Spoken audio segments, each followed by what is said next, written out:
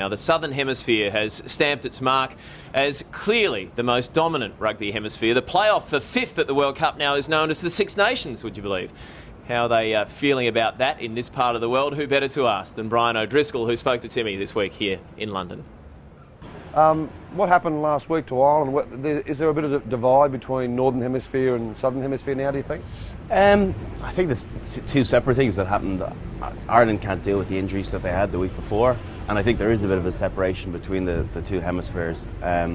Just get the sense that we're not playing the same sort of game between the two, and when you do play one of the Southern Hemisphere oppositions, the expansive style and the ball in hand style is something that's not alien to us, but we're not up to speed with them yet. So it tells its own tale that 4 Southern Hemisphere teams are in the semi-finals, and first time in history that no Northern Hemisphere has made the knockout 4. So the likes of Ireland and England, do they have time now before the Six Nations to readjust their style? I don't think readjust to the point of where it's going to be fully fixed. I think England obviously looked from their World Cup and realised in their final game, the style that they played and the personnel they played, particularly in midfield, is going to be more conducive to their skill set and the attacking nature of their back three. If you can marry that with the power of their forwards, I think you've got a pretty potent combination. So from an Irish perspective, we just have to get our main players back fit.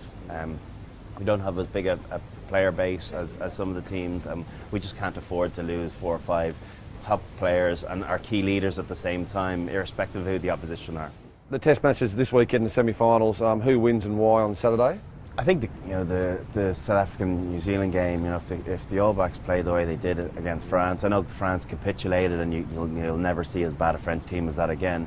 I just don't know if anyone can live with them when they play that way. That offloading game, when they're tight 5 or throwing little giddly passes out the back as well, it just shows the gulf and the capabilities of a lot of their players. So I think they'll go through. And then Australia, Argentina, I suppose I fancy Australia.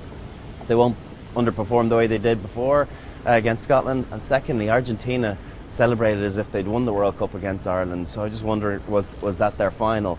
They're delighted to be in a semi-final. They can give it a good crack, but I just don't know if they back themselves.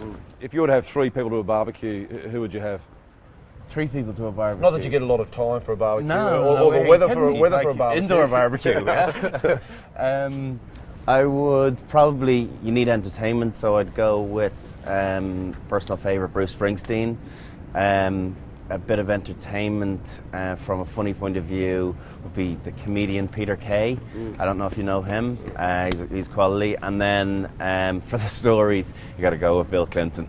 Brian, when you're commentating on Sunday, Argentina versus the Wallabies, we've got a little present for you here, just to throw on when you're commentating. That's very kind. To support the Wallabies. Now there's no Northern Hemisphere. Well, it is. Side I've got to look after my man Chex now. He did good for us back in Leinster when he was coach of us. Got us our first Heineken Cup. So yeah, he's our boy now. Wear that with pride. I will do. Yeah.